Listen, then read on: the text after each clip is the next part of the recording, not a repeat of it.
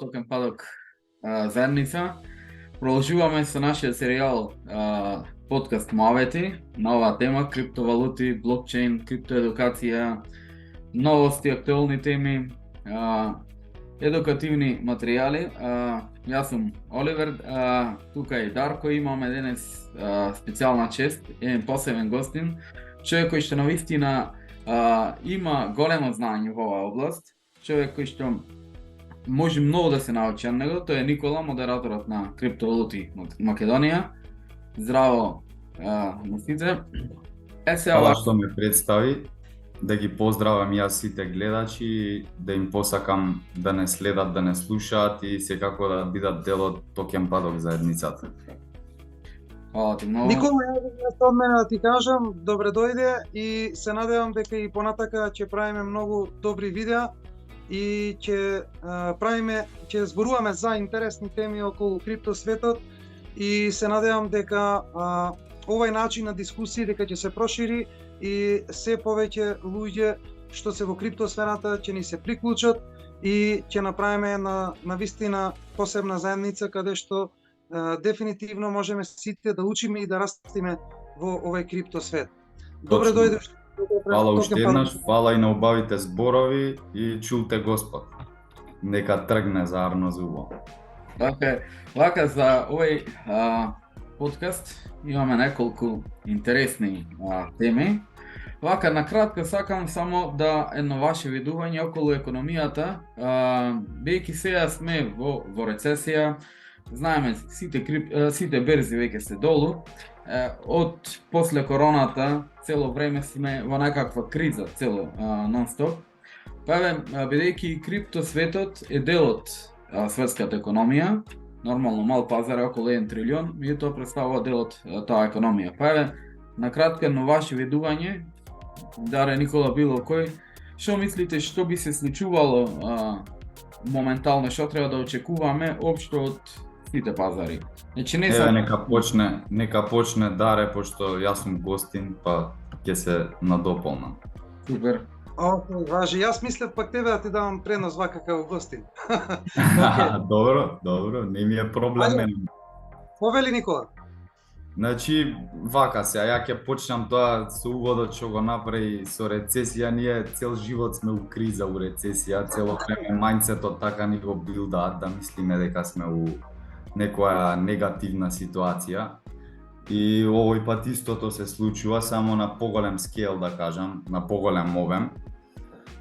Ќе видиме што ќе се случува до крајот на годинава. Јас мислам дека направивме со Криптогемиџија некои видеа каде што дадов некои мои гледишта и кажав баш што се вика не сега да не се правам бабања, ама не предвидовме, туку го предпоставивме овај. Првенствено јас мислам дека бев прецизен доста и точен, бидејќи кажав дека ќе има еден мал памп на пазарот, иако сме во бер, и реков дека до март негде ќе трае тоа, после кинеска нова година, све тоа го објаснив и се случи тоа. Сега некој ќе си рече како сум знаел, како она, па не беше тешко да се предвиди, логично беше, бидејќи правевме и некои додатни видеа, нели, за short и long squeeze кога ликвидираат на leverage позиции, нели, да не објаснувам сега што е leverage, сигурно гледачите што не пратат знаат, и да не знаат нека укуцаат на Google, ќе им стане јасно. Јас си објаснив и во Криптовалути Македонија групата ме прашуваа некои луѓе.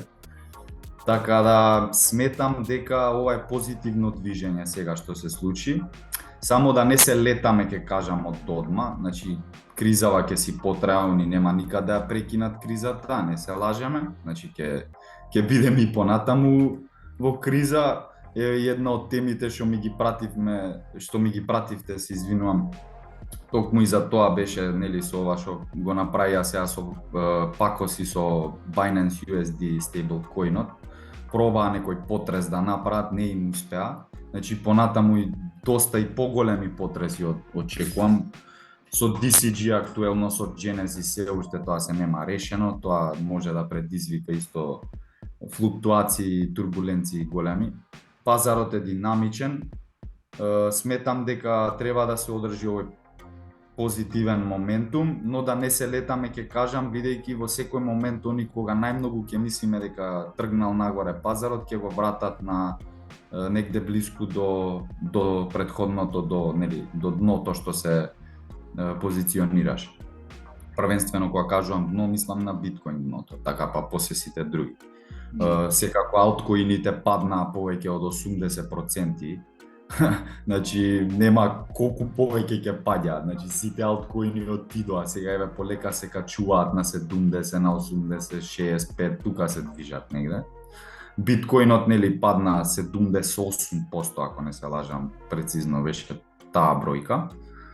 Приближно 80%, јас уште и пред лани кога беше кој месец, ја точно не памтам пред колку точно месеци, но напишав и уште тогаш мое видување дека не сметам дека повеќе од 80% ќе изгуби на вредност, како нели на цена биткоинот, и се случи и тоа, значи не изгуби повеќе од 80%. Пазарот е алгоритмички, значи се повторуваат одредени циклуси и им порачувам на луѓето да ги пратат тие циклуси пошто се најсуштински, вака за почеток еден увод. Тоа сметав да го пренесам. Супер, фала ти многу. Ајде да редно твое видување чисто околу микро, макроекономија, што знам. Што мислиш, до кај би бил овој bear market, кога можеме да очекуваме bull market, што мислите според вас? Да. Вака сега, прво ќе те замолам, значи пред да почнам да зборувам за моето видување на економијата, ќе те замолам ако можеш да споделиш од Trading Economics сајтот, навистина феноменален вебсайт каде што можете да ги видите сите макроекономски индикатори. За секој еден што ја следи макроекономијата, добро е овој сајт како одлична алатка, каде што можете некои работи да ги согледате, индикатори што се. Еден од најглавните индикатори, кога ја гледаме макроекономијата и кога сакаме да ја добиеме вистинската слика, што би рекле крвната слика на пациентот. Дефинитивно тоа се обврзниците. Обврзниците мора да ги следиме и имаме една многу интересна работа, ако можам да видам тука, да, 4 обврзници. Значи овде имаме еден парадокс, се вика инверзија на обврзниците. Ова се зборува овде за Америка, USA, САД. Зборуваме како најголема економија што има преку 23 трилиони БДП. Значи најсилната економија во светот. Моментално обврзницата од еден месец е за малку повеќе процентуално од обврзница што е за 10 години. Да. Значи Тоа зелената ли? Да, зелената таа линија што ја гледаме, таа е од еден месец обврзница. Да. Сега, кога се случува ово во економијата, кога гледаме обврзницата, таа што е на пократок рок, ако е поголема каматна стапка од ова обврзница што е со подолг рок, пример како ова 10 годишна обврзница, тоа се вика инверзија на самиот маркет на обврзници. И тоа е индикатор дека одиме во рецесија. Значи ова е плюс индикатор. Исто така ќе те замолам ако сакаш да одиш кај што одиме на БДП ниво. Ево овде те молам кликни на GDP тука на почетокот. GDP. Така. Гледате дека Америка е USA најсилната економија и моментално обврзниците покажува на америчката берза за обврзници покажува дека има инверзија на обврзниците што е многу силен индикатор за силна рецесија. Сега, кога ги гледаме сите овие држави, што се, ете да речеме топ 10, значи некаде мислам дека идеме до Франција, нели, со топ 10, 1, 2, 3, 4, 5, да, идеме до Италија. Да, или до Италија, како му иде. Сега, ако ги гледаме најсилните топ 10 економии, така, или G20, без разлика, те молам одике индикаторот кај што е за долг према БДП. Процентуално. Гледајте сега. Јапонија важи за една од најсилните економии во светот, пуна за 20 години. 260% од БДП задолжена Јапонија. И моментално само Јапонија од овие G20 земји се понаша како да нема рецесија. Нивната каматна стапка, колку е моментално, или не можам да видам од тука, оди кај interest rate, колку е? Во 2,50. минус, немаат каматна стапка. Така, уште немаат, гледаш? Тоа е. Значи, ова е интересен парадокс и очекувам овој балон да пукне, но сега не скоро. Сега, разликата што е, овој графикон интересен многу, што прикажува дека најсилните економии, како што гледате, се во големи долгови. Овие долгови особено се натоварија во време за ковид кризата. Во ова вештачка криза што се случи ковид кризата, они само трошеа и производството беше на минимум. Исто така, имавме проблем со синџиро на набавка. И токму поради тоа имаме доста продукти што не можевме да добиеме одредени продукти или испорачка на одредени продукти каснеше. И со тоа исто така се правеше дополнителен притисок за ова инфлација. Оли, можеш сега да го исклучиш овој графиконот. Значи, кога ги гледам овие индикатори, очигледно дека светот оди во рецесија, глобалната економија очигледно дека оди рецесија. Тука нема никакви прашања. Плюс, најдобар податок е кревање на каматната стапка на централни банки. Сите централни банки го направија тоа, со исклучок Јапонија. Сега, има една работа кога луѓето гледаат економската слика на државите, треба да разберат дека има два вида на економија кај државите. Тоа е производствена економија базирана на производство и економија што е базирана на потрошувачка економија. Овие што се потрошувачки економии се уствари од западниот свет и што го диригира цел маркет, цел пазар, цела економија. Зошто едноставно може да си принтаат колку што сакаат фиат валути. И токму затоа инфлацијата се случи. Сега, со кревање на каматната стапка, дефинитивно, тоа е доказ дека ќе одиме во рецесија. Што се однесува за финансиски пазари, апсолутно финансиските пазари дека ќе паѓаат допрва, затоа што ние сме во рецесија. Еве сега уште една работа ќе ви кажам. Моје предвидување дека сега во март Федералната банка на Америка, нивниот претседател Пауел, очекувам сега мислам дека е на 1 март, не знам точно кој датум, али така е нешто. Очекувам да е крене 1 март, да. 2 март. Да. Значи јас очекувам повторно се качи таа каматна стапка и со качување на таа каматна стапка тоа ќе направи притисок на сите финансиски пазари, вклучувајќи и на крипто пазарот, да одат во негативен тренд. Тука имам прашање. Сметаш дека ќе биде каматната стапка олеснително покачена, како што беше последниот пат и предпоследниот, ако не се лажам, или сметаш дека поагресивно ќе влезат малце? Мислам дека ќе оди на ист терк, на ист начин, затоа што веќе видовме намалување на инфлацијата, дојавме негде околу 6% во Америка. Така да тие мислат дека е добро одат кон таа траекторија на тоа што го планираат и мислам дека нема да биде агресивно, можеби повторно ќе биде 25 базични поени или можеби 50 базични поени.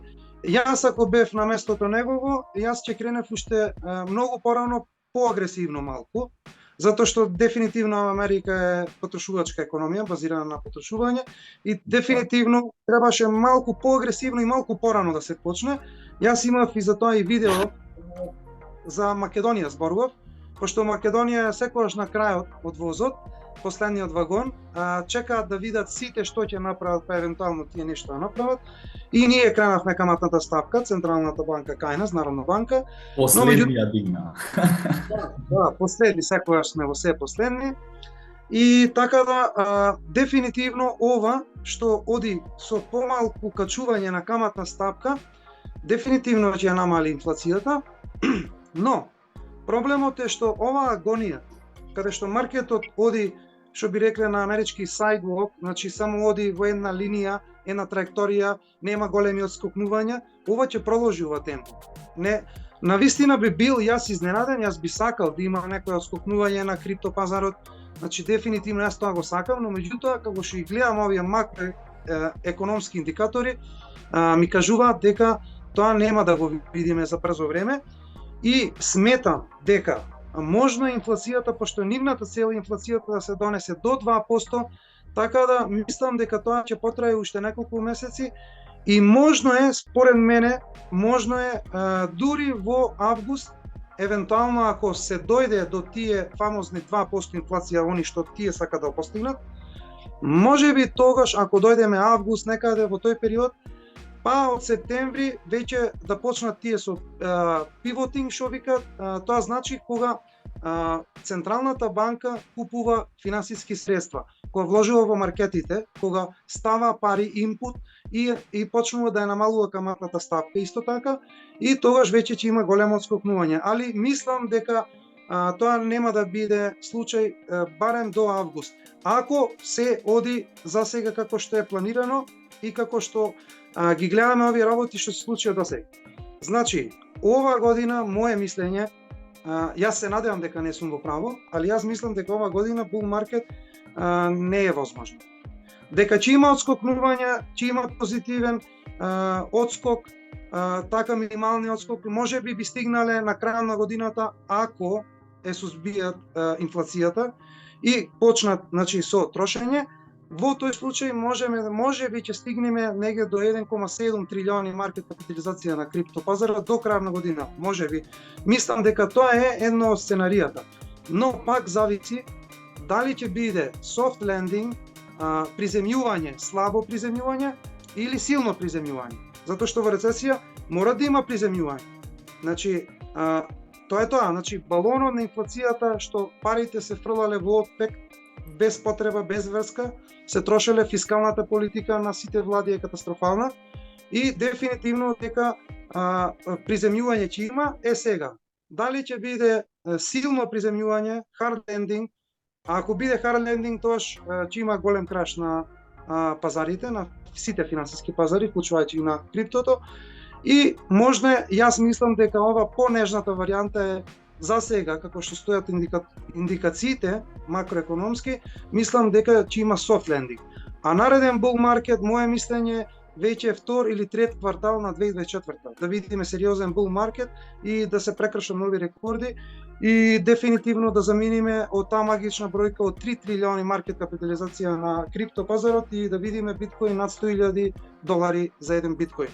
Мислам дека тоа е возможно 2024, освен ако не се случат некои големи потреси во геополитиката, значи како војната во Украина, значи такви работи многу влијаат на пазарите, не може да бидат имун нормално. Знаеме дека Кина сака да прави инвазија на Тајван. Ќе видиме тоа како ќе се одрази на пазарите и генерално во светот ако остане вака како што е и евентуално ако заврши оваа војна во Украина, што западњаците не сакаат да заврши, за жал. Евентуално ако има таков позитивен исход, дефинитивно од 2024 ќе видиме еден силен bull market. А ако има некој голем потрес во геополитика, тогаш не сум сигурен и за тогаш. Но меѓутоа, како и да е, јас многу пати спомнав, фундаментална анализа нешто што јас се занимавам и сметам дека секој инвеститор треба да оди на тоа фундаментална анализа, да ги бара фундаментите, вистинските квалитети во еден проект, за да може да инвестира и нормално да почека одреден период. Тоа е мојата мислење. Значи, твое мислење да е дека сега од почетокот на март и натаму би имал голема корекција, односно би паднал маркетот. Да, според вас што мислите доколку би можел биткоин да падне најмногу? Која би била таа долна граница? Што очекувате вие? Прашањето за двајца. Јас се слагам со ова што го кажа Дарко, значи 99% се сложувам, некои ситници можеби имам различно мислење, но тоа е незначително, значи јас исто сметам дека се уште не се почнати ФЕД и останативе централни банки со тоа квантитативно олеснување. Допрва треба да се внесе капитал, така да тука сме на исто рамниште. Сметам дека допрва ќе почне и да принтаат се уште долари и да ги инвестираат нели во обврзници и во други деривати финансиски, така да тука сметам дека е точно тоа и сметам дека таму можеби последниот квартал од годината веќе да го видиме тоа, како што кажа Дарко. А за ценава на биткоин дното мислам јас дека е постигнато, тоа ако ме прашуваш, и ако ме прашуваш корекцијата колку би се вратиле, јас не очекувам дека ќе имаме ново дно. Значи максимум сметам дека ќе се врати преку сила до кај 14.000 долари еден биткоин, што нели претходно дно беше 15, значи еве и да биде за 1000 долари пониско, пак сметам дека тоа не е некое ново дно, да кажеме, значи да не се лажат овие спамериве по групиве што зборат ќе дошол до 5000 до 10.000 биткоинот. Тоа е речиси невозможно сценарио, пошто реалната цена ако е на 10.000, реалната е 5000. Значи реалната цена правиме муавет. Не таа што е на берзите. Така да 15.000 реална цена е од прилика 10 до кај 9, да речем. Покрај сите така да не сметам дека ново дно некое подлабоко ќе има. Јас сметам дека напротив ќе задржат, ќе се обидат да задржат што подолго во рецесија економијата, а тука имаме исто позитивен домино ефект, бидејќи ако ја држат што подолго во рецесија и што подолго трае таа акумулација, подоцна дистрибуцијата, односно следните растови ќе бидат многу поголеми. Значи ако подолго трае, јас затоа кога ќе ме прашат другари мои што разговараме, ќе се случи некој пат, јас се радувам, они се нервираат. Добро, зашто се радуваш, ми викаат? Зашто се радувам? Зашто можам да акумулирам многу повеќе. Многу повеќе. Така да прилика тоа е тоа што сметам дека ќе се случи до крајот на годината. Јас не очекувам бул маркетот да почне 2023-та. Таа отскочна даска веќе се случи. Сметам дека сега следно ниво што треба да го пробие 25.000 за да ако помине 25.000 многу брзо ќе дојде преку 30, така да тука сметам дека ќе видиме до каде ќе го донесат, ќе има уште некој мал памп сметам дека и после тоа тука кога веќе сите луѓе ќе мислат дека почнал бул маркетот и кога ќе почнат сите да се приклучуваат и кога ќе отворат многу поголеми леверидж позиции, тогаш сметам дека ќе ги прелажат и тогаш ќе го направат тој там. Така да, вака е нешто пластично што е моје вкусно. Јас се согласувам со тоа и јас мислам дека дното на биткоин го видовме, ако останат работите онака како што се, како што реков, ако нема некои големи потресување во геополитиката. Економијата онака како што е, мислам дека дното веќе го видов, дефинитивно. И тоа придонесе почетокот на војната. Мислам дека веќе дното беше, ако остани вака како што е, без некои големи потреси во геополитиката, со овие економски параметри, сметам дека ако би имало наредна корекција, што ќе има, не верувам дека ќе биде голема корекција, може би стигнале во теков на овој период, наредниве 5-6 месеци, може би стигнале до 17.000 биткоин долари, зборувам, 17.000 долари за биткоин. Мислам дека би било наредно дно, али дека ќе дојдеме подолу од таа вредност што беше, не верувам. Со оглед на тоа како стојат работите денес. Така, покрај сите овие работи, пример, ќе кажавте има и други вести кои што негативно влијаат.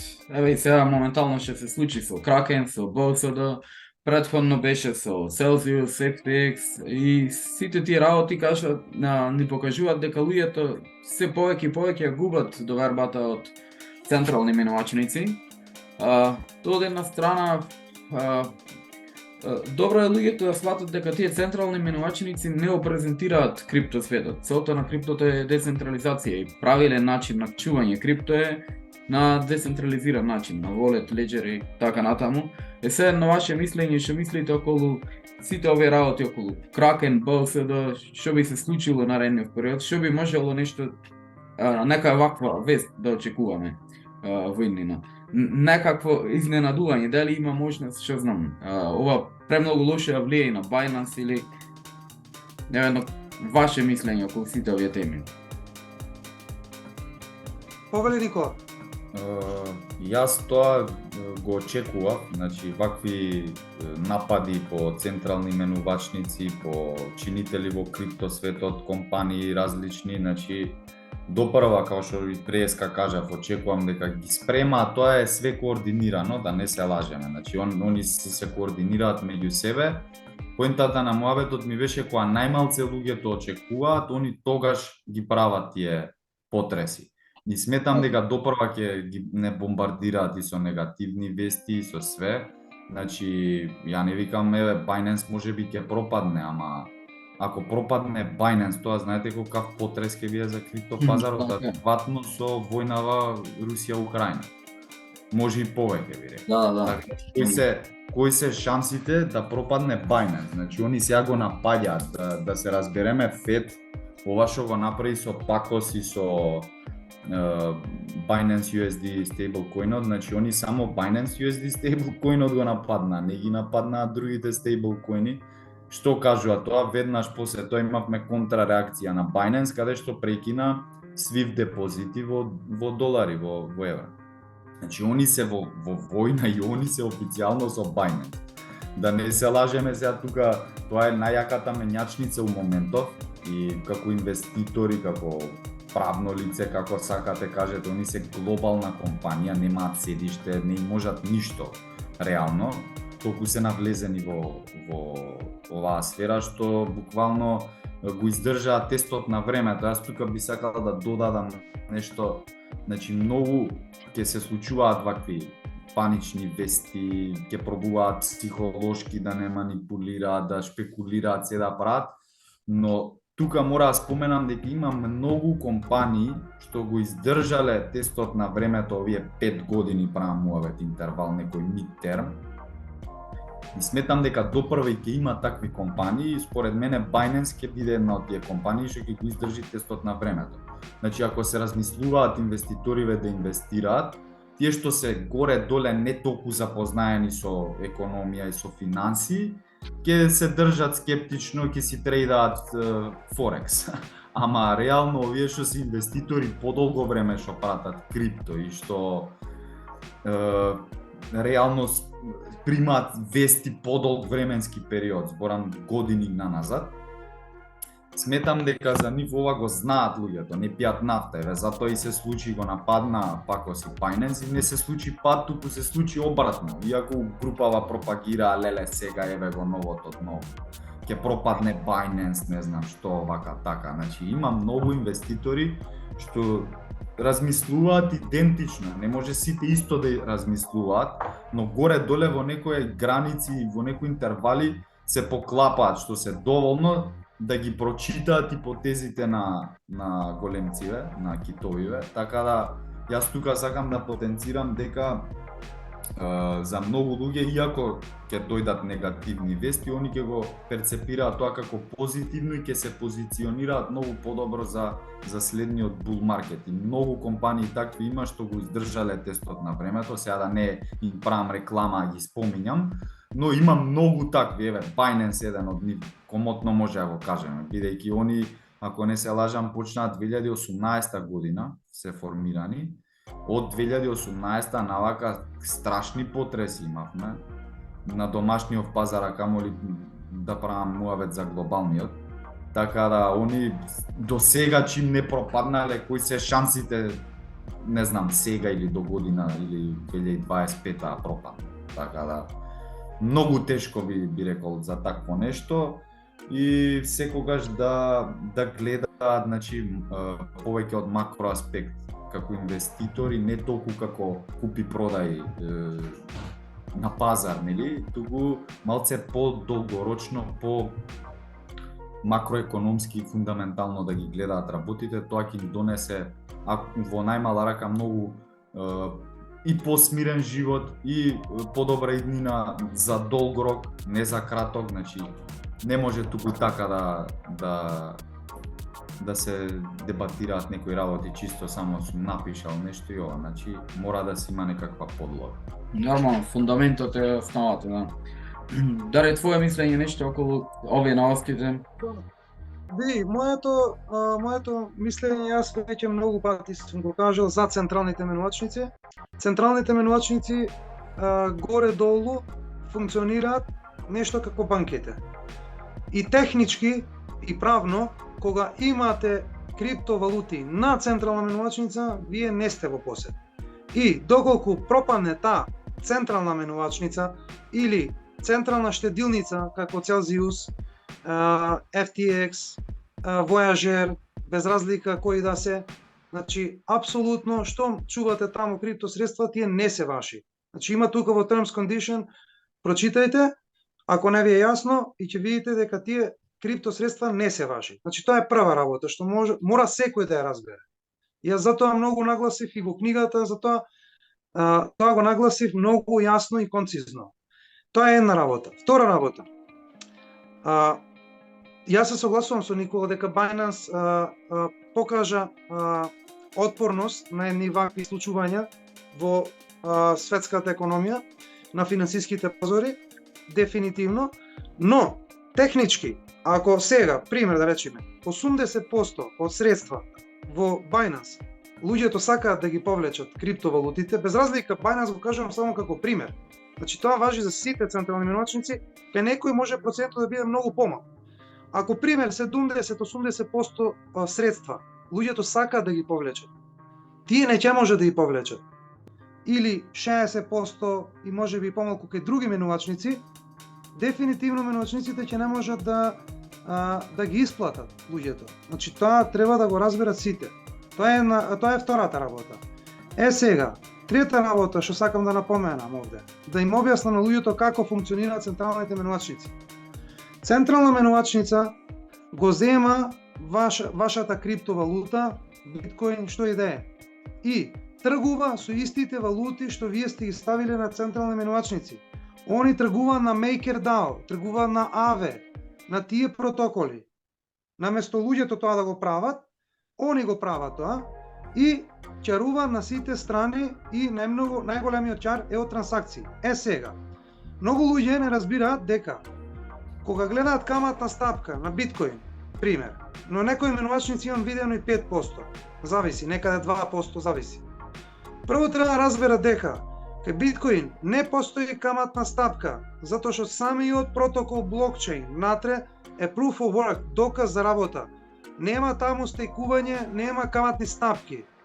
Значи, тие нови биткоини што излагаат во пазар, во оптек, тие ги земаат мајнерите. После тоа дали ќе ги конвертираат они, ќе ги продадат или не, тоа е веќе друга работа. Али сепак, треба луѓето да разберат дека таа каматна стапка на биткоин, пример, конкретно, таа иде од тргување нивно. Они прават одредени тргувања за да можат да ви исплатат вас процентот на тој биткоин, што евентуално го имате. Значи тоа сакав да го појаснам. И најбитно е луѓето, сите, јас себе како правам. Јас централна менувачница користам само кога правам некоја трансакција каде што сакам да конвертирам, да продам, да купам на поголема сума. Пример од 500 евра нагоре.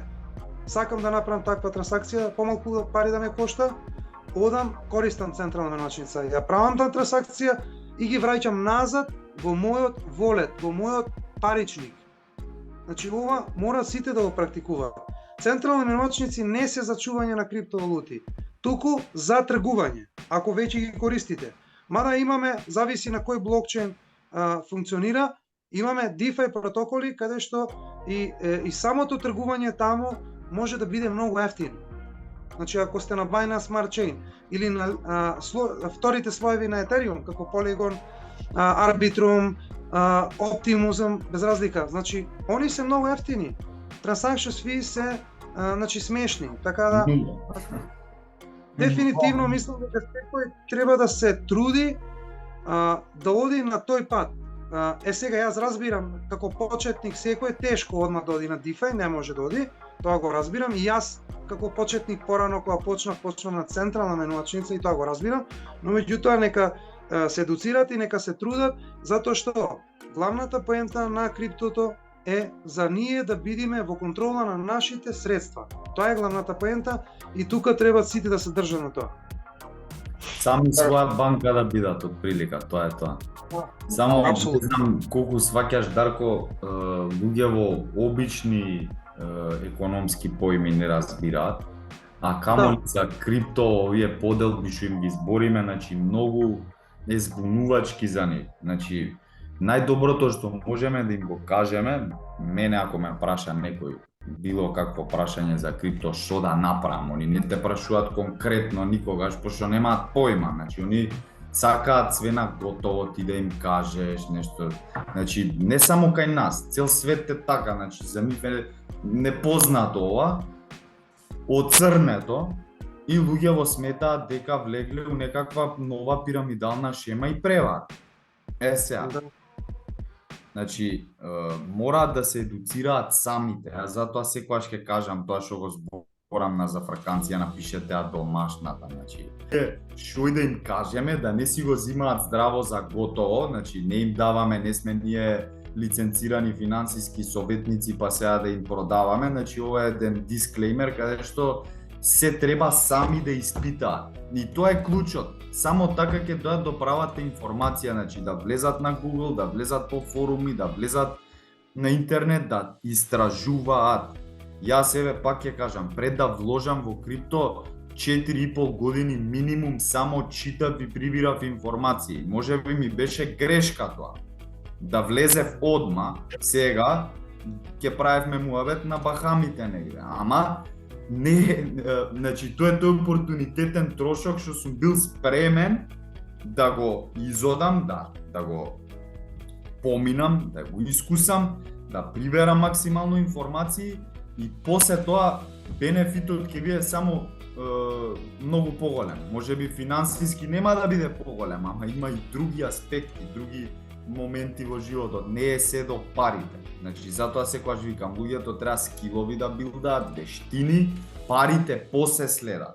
Не, значи, џабеве некој милионер, милиардер еве направил крипто сега, ги свртел милиони, обрт направил милиарда, на крајот од годината нема кафе да си плати и цигари, ги поебал сите пари.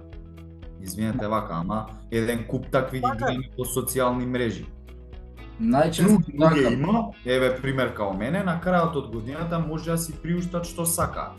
Дали ќе биде тоа обврска средство, небитно, значи нешто за задоволство ти приушти, ќе одмор или нешто да си купиш, небитно, не навлагам тоа. Значи сепак можеш телефон, што и да е, можеш да си приуштиш нешто. Милионерот не може. И што направил он? Направил пари, ама пак не е успешен. Затоа, да, Тестот најдобра на времето нема да го издржи.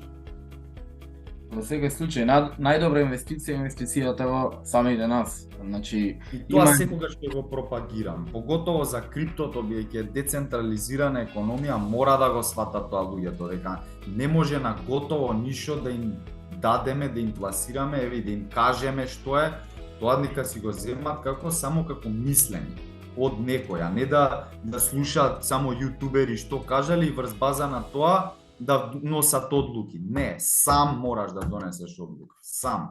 Ако не донесеш одлука, не ни влагај веќе у крипто.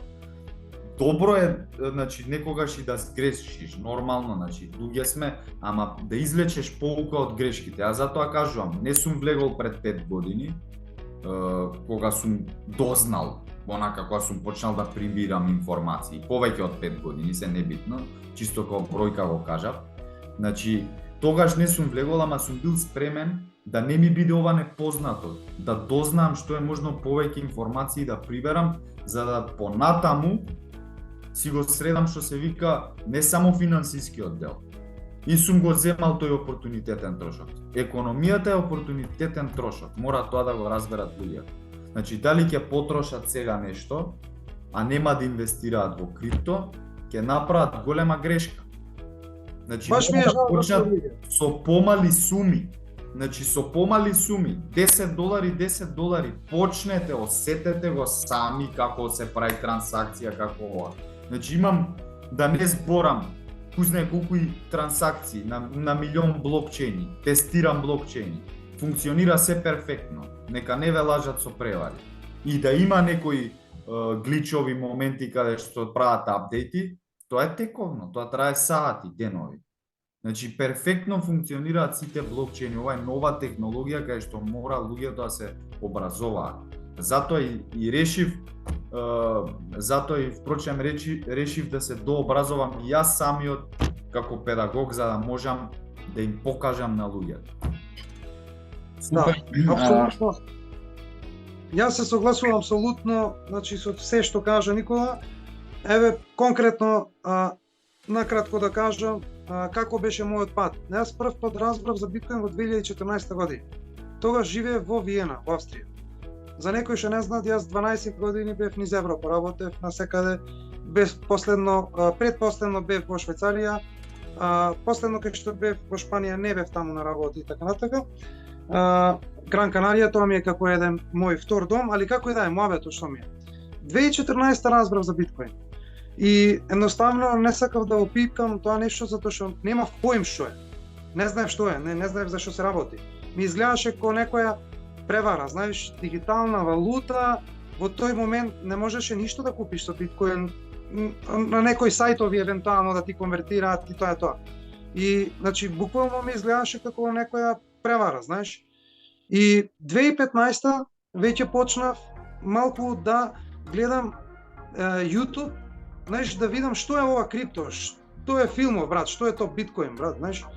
И гледам на YouTube и веќе од 2015 крајот веќе фатив и книги, онлайн книги, почнав да се едуцирам. 2016 веќе се запишав на прв онлайн курсеви, али сега кога ги гледам од ова денешна перспектива биле катастрофа, али во тој момент ми помогнале за да разберам некои работи. Во 2017 беше моето прво вложување во криптовалути. Така да и јас поминав нешто слично како Никола, каде што прво сакав да се едуцирам, затоа што сепак за мене економијата не е нешто непознато. Без разлика што јас немам завршено економски, јас економијата многу добро ја познавам, затоа што татко ми беше економист, така да јас знам акции што се уште од основна школа. Значи тие ми се познати. Тоа ми беше поентава, значи луѓето многу треба да научат првенствено за да можат да ги пронајдат правите информации, еве така да кажам, пошто информациите се тука. Ти треба да ги знаеш, да ги анализираш информациите, не можеш сите информации напишал некој таму Panic News и сега продава. Тоа е панично продавање, не можеш така да правиш. Зашто си купил или сега го купил пример Трон, еве, скокнал 20%, леле ќе го продавам, сега паника нешто прави. Значи, не. Тоа го земав само као пример со Тронот, значи, не која вест си приду, леле сега ќе падне ова, значи никако. Мора да знаеш зашто си го купил тој коин, да знаеш да си го истражил проектот, нели? И да ги прибереш сите битни информации пред, значи, да донесеш одлуката. Не може некој да ти каже сега, освен ако не си добил некоја награда или нешто од појмана. Само тоа е исклучено. Да.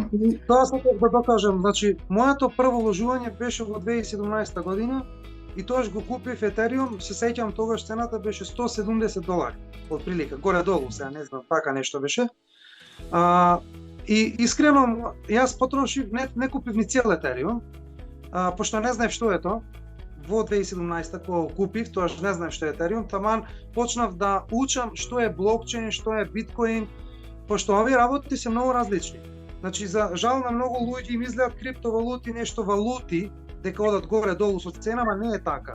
Се си има свој начин на употреба, use case, нешто што има посебна цел и посебен начин на функционирање. И кога веќе прочитав подетално за Етериум, јас прикупив после и почнав веќе да се ослободувам, значи почнав со 100 франака, не ми беше мене проблем пари за повеќе вложам. Јас не знаев не сакав да вложам во нешто што не знам што е. Значи се едуцирав и се сеќавам, значи кога научив, кога сватив што е биткоин и што е блокчейн, јас се радував неколку месеци како дете. И искрено тоа го видов како една светлина во еден тунел.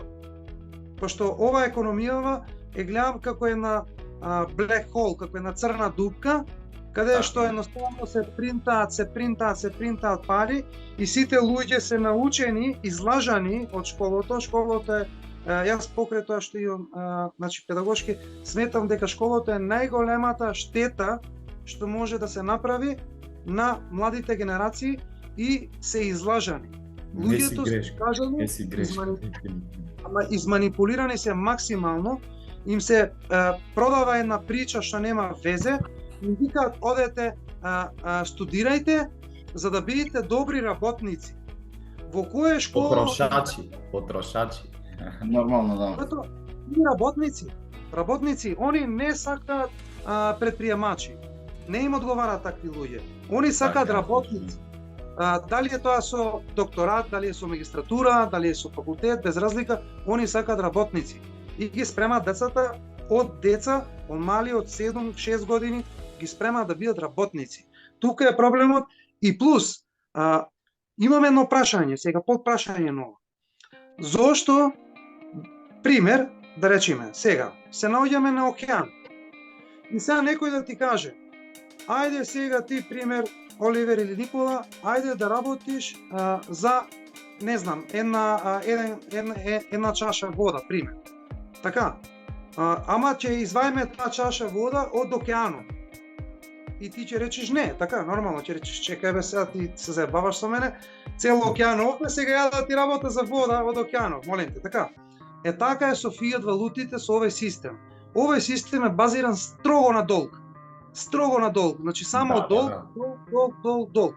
И системот е така направен за овие што ги учат на школа, додат за пари, не се тоа пари, тоа се фиат валути. Пари е ова. Ова е пари. Да. Ова е пари. Злато е пари. Тоа е пари. Така е. Нешто што има од ограничена залиха, нешто што е децентрализирано. Тоа е пари. И што има вредност, нормално. Да.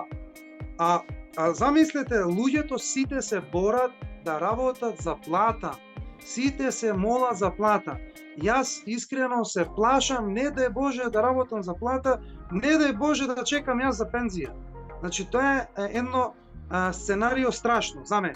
Тоа за мене е парадокс, извини што ќе те прекинам огромен, ја не можам да го разберам. Еве, баш дека спомна за пензиско ова, да го вклучиме ова со поза сега што се случи со, нели, придонесиве за здравствено, од таму ги исплаќаат, нели, со ова, со биткоиниве, со сега што прават филмови.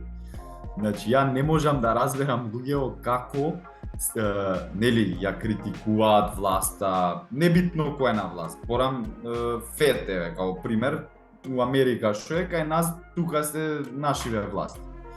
Сега, они ги критикуваат, значи зборат за нив свашта, меѓу нив си јадат гомна луѓе во секакви глупости тропаат.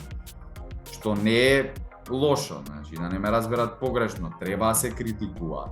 Ама како кога ќе доеш ти, кога ќе те праша некој за тебе, кажуваш дека ќе имаш пензија, дека па нели не им веруваш, нели ги критикуваш. Не е тоа парадокс некој на модерното живење?